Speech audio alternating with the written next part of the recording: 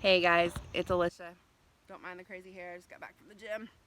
I wanted to share a situation that happened tonight and just kind of my thoughts and my feelings towards it, and just kind of what God laid on my heart as I was going through this situation.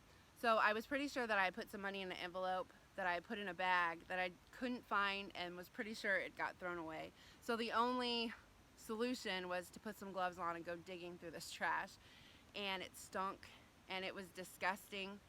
And as I'm digging through this trash, my first thought was, Lord, help me find this money.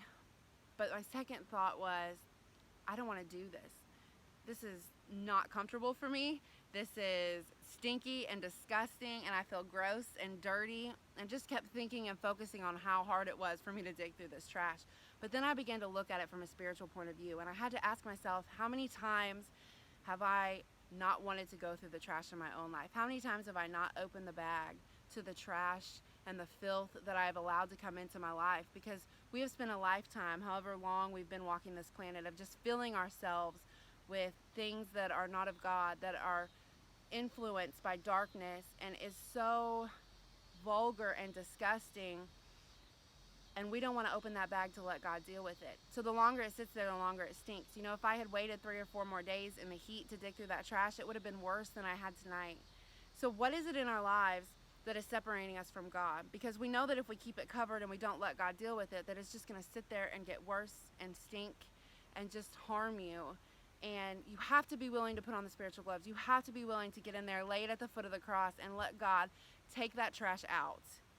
What in your life do you need to take out?